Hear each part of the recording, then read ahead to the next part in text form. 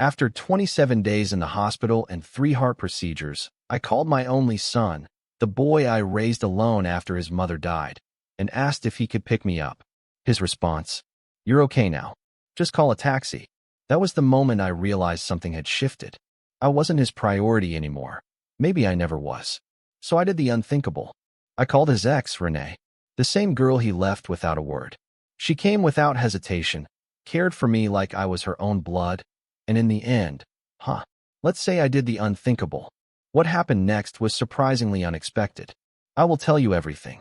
First, let me thank you for your continuous support. If you love stories like this one, support us by subscribing to this channel and comment where you are watching us from. It will be great to hear from you.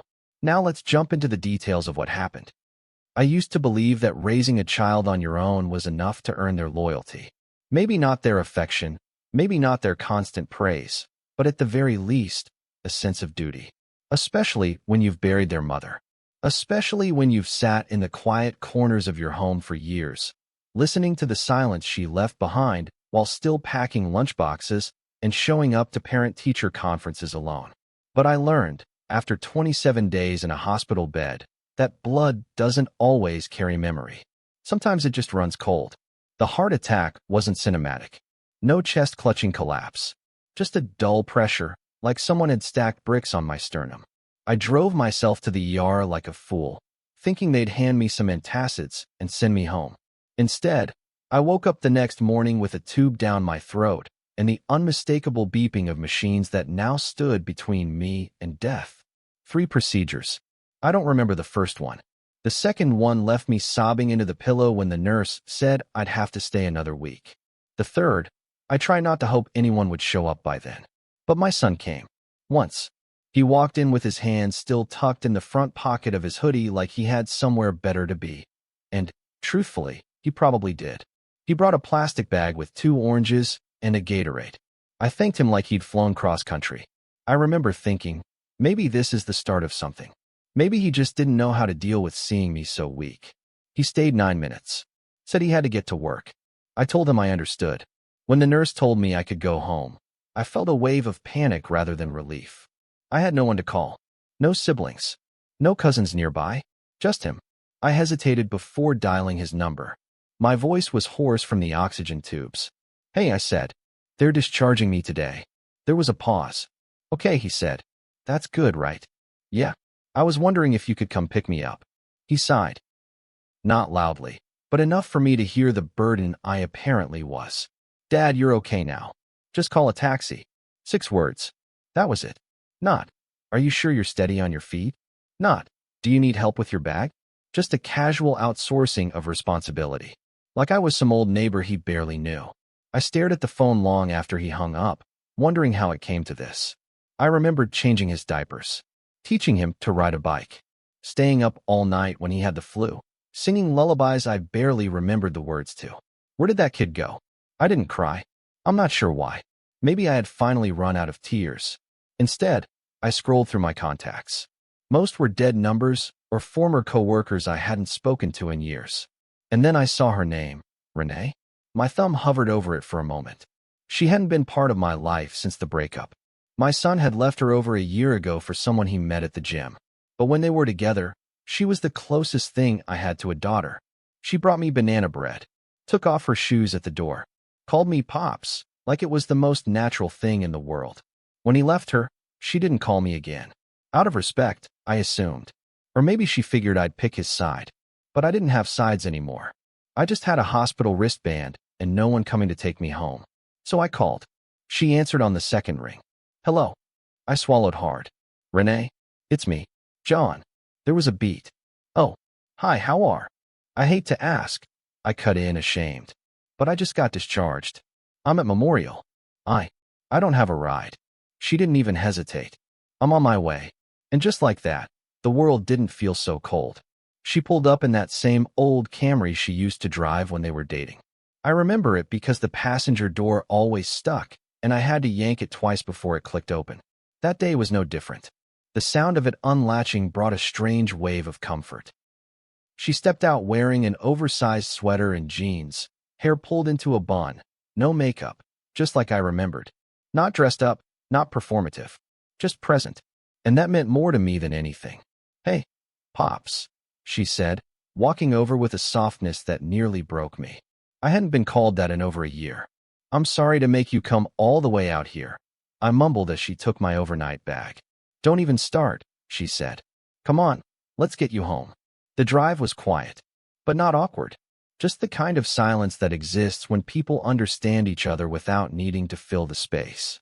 She asked how the surgery went, what the doctors said, whether I was eating okay. I told her the truth. I didn't remember half of it, and the other half scared the hell out of me. She nodded like she already knew, like she didn't need the details to understand the weight I was carrying. When we pulled into the driveway, she turned off the engine and looked at me. "Do you need help inside?" I wanted to say no, out of pride, but I nodded. She walked me in, helped me get settled on the recliner in the living room, the same one I used to fall asleep in after long shifts. She didn't flinch at the dust on the shelves or the dishes I'd left in the sink before the ambulance took me. She just got to work, washed the plate, wiped the counter, refilled my pill organizer without being asked. It wasn't performative. It wasn't pity.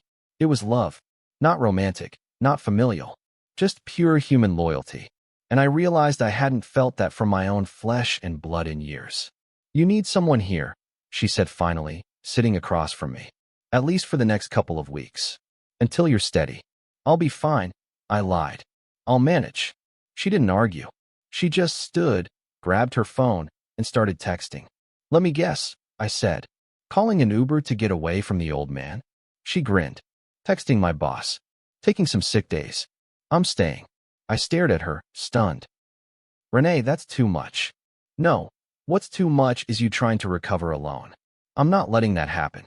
She cooked that night, roast chicken and mashed potatoes, the way my wife used to make.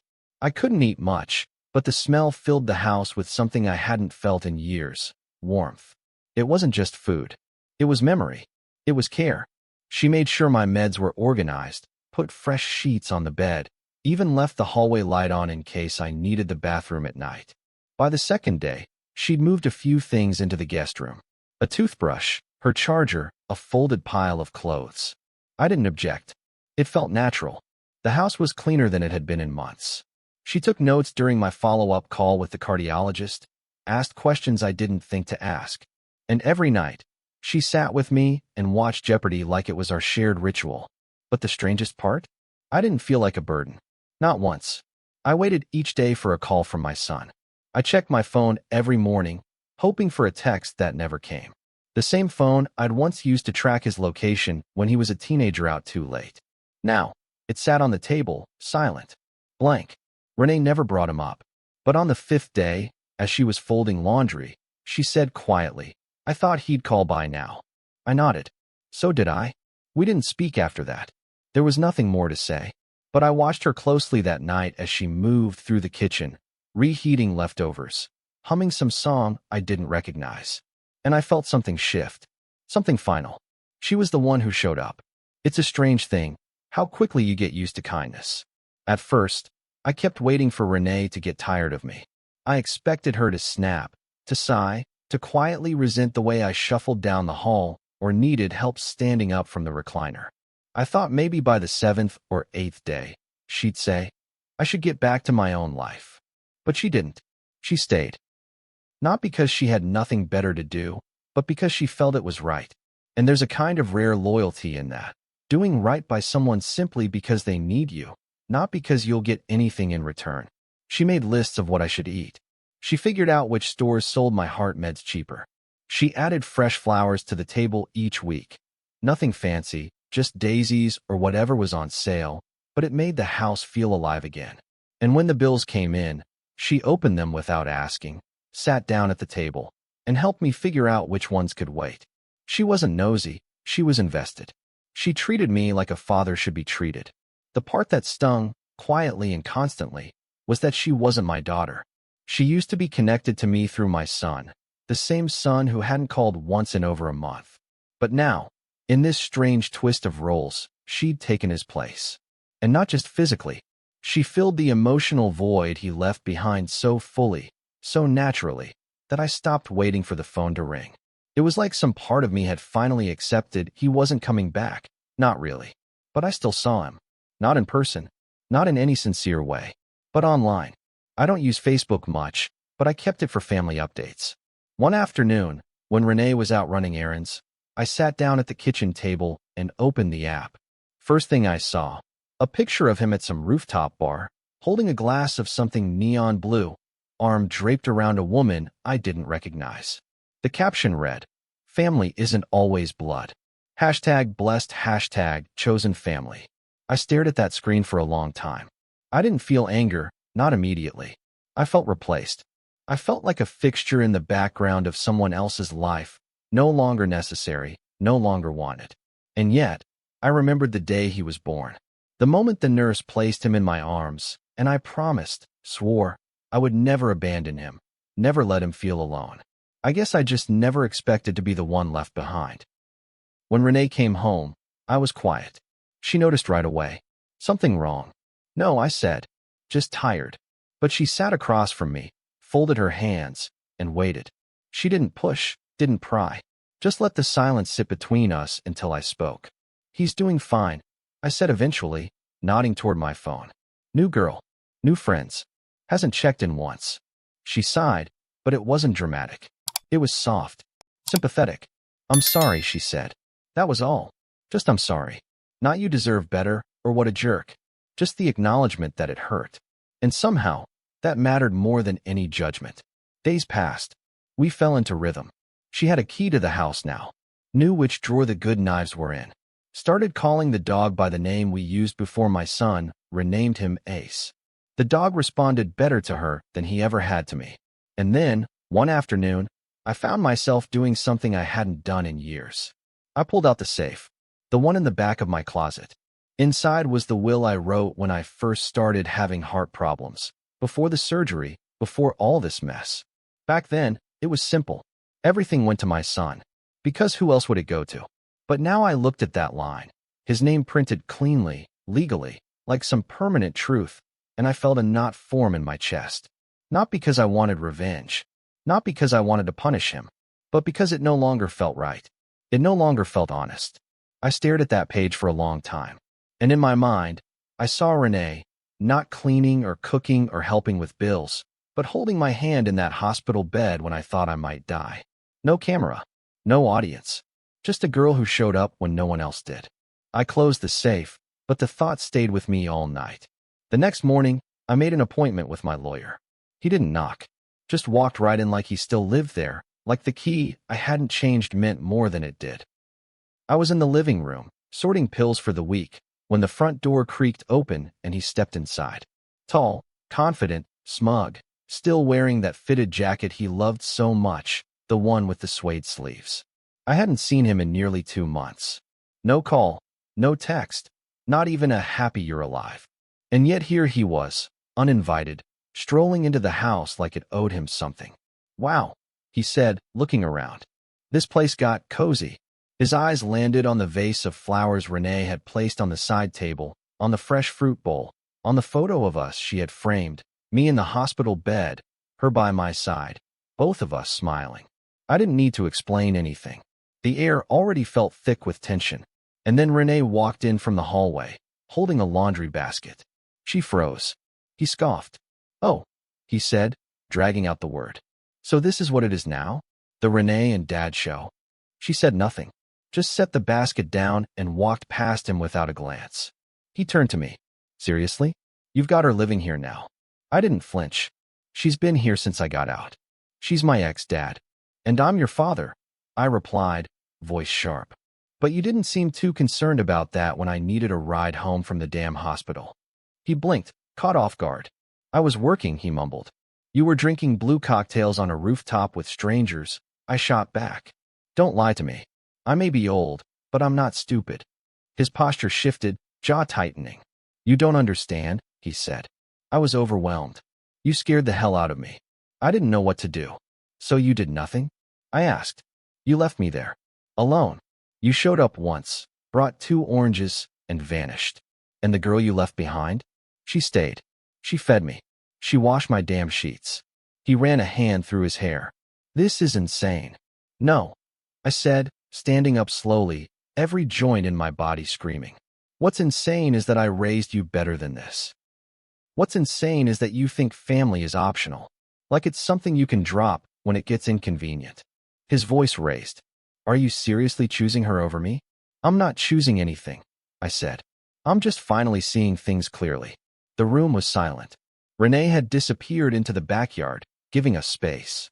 The dog barked once, then quieted. He looked around, breathing hard, like the house itself had betrayed him.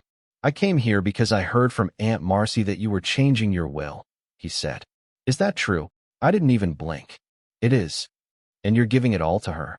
I met his eyes. To the person who earned it. He laughed bitterly, stepping back like I'd hit him. You're unbelievable. No, I said. I just stopped being afraid to disappoint someone who already abandoned me. He stared at me like he didn't recognize the man in front of him. Maybe he didn't. Maybe he only remembered the father who paid his bills, fixed his car, picked him up from bad decisions. Maybe he expected that version to always be waiting. But I had changed, and he was too late. He turned without another word and walked out. No door slammed this time. Just silence. I didn't follow him. The lawyer didn't ask questions when I slid the old will across his desk. He just looked at it, then looked at me, and waited. It was a small office, dusty, paper-heavy. One of those places where you could still smell the ink in the carpet. I'd used him for years, wrote the first draft of my will right after the second heart scare. Back then, everything was so simple. House, savings, the truck, the workshop tools, everything to my son. Who else would it go to? But now I couldn't think of a single reason why he deserved any of it. I'd like to make changes, I said. Major ones. The lawyer nodded slowly. All right. Same beneficiary, or? No, I said. I'm leaving everything to Renee Alvarez. He blinked once. That was all. Then, with professional detachment, he slid a blank form toward me. We'll need to verify identity and run the update through probate. Are you sure this is the direction you want to go? Yes, I said steady. Absolutely sure. Because it wasn't about revenge. It wasn't about teaching my son a lesson or trying to make him crawl back and apologize. I didn't want his guilt. I didn't want his tears. I wanted peace. And peace, I realized, was giving my life's work, the house I built with my hands, the savings I guarded for decades, to someone who never once asked for it, but still earned it. When I got home, Renee was in the garden, pulling weeds from the edge of the fence. She'd started it herself, tore out the dead bushes that had sat there untouched for years. Now we had tomatoes, squash, a patch of mint that had started to climb the porch steps. She looked up and smiled. Hey, how'd it go? Good, I said. Real good. She nodded and went back to work. That was Renee. No pressure, no probing. Just present. But later that evening, over dinner, I decided to tell her. I changed the will today, I said. She looked up, blinking. Oh, I left everything to you. She froze. John, I don't know what to say. You don't have to say anything. I didn't do any of this to get. I know, I said, cutting gently across her. That's exactly why you deserve it. Tears welled in her eyes, but she didn't let them fall. She just nodded slowly and reached across the table, placing her hand over mine. Thank you, she whispered. And just like that, the weight I'd carried for weeks lifted. But peace, I've learned, always comes at a price. Because 2 days later, I opened the mailbox and found a letter. Handwritten. From my son. It wasn't long. A single page. I'm sorry you feel like I abandoned you. I was trying to protect myself. From grief. From fear. From feeling like I was losing you too. Maybe I failed you. Maybe I don't deserve forgiveness. But hearing that you gave her everything, it crushed me. Not because I wanted the money, but because it meant you'd already decided I was beyond saving. I guess I just wanted you to fight for me the way you fought for her. I read it 3 times, folded it back up, set it on the counter, and walked away. Because the truth was, I had fought for him, for years, but I wasn't going to fight against him, not anymore. If he wanted to be gone, I would let him be gone. I was done begging someone to love me back. There's a strange stillness that comes after the storm. Not silence exactly, but a kind of quiet knowing. The kind you only get after you've stopped waiting for the knock at the door, the apology that never comes, the child who won't be his son again. I used to think family meant blood. Now, I think it means presence. It means the ones who show up, Not once, not when it's easy, but when the room still smells like fear and the lights haven't been turned back on yet.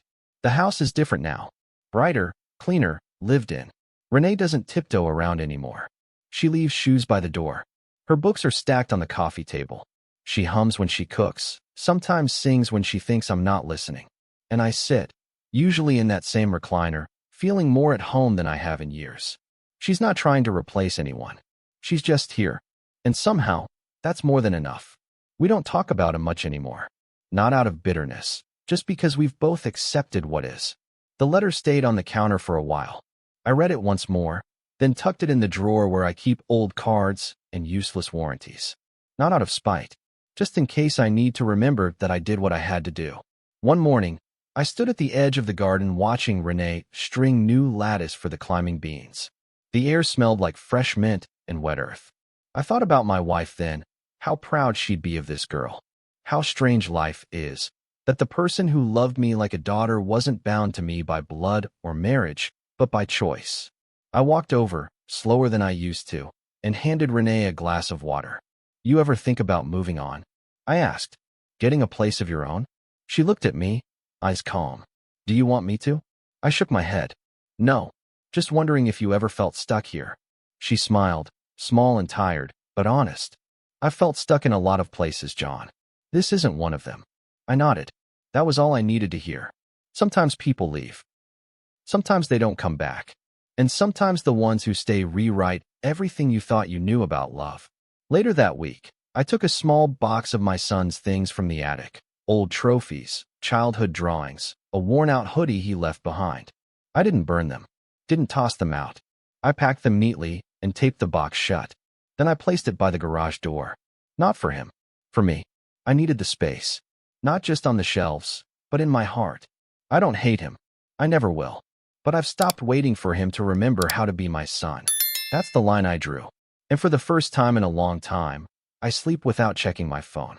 Sometimes the hardest boundary to draw is the one between love and self-preservation.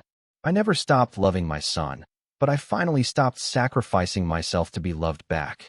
If you've ever had to choose peace over people, tell me in the comments. Where did you draw the line?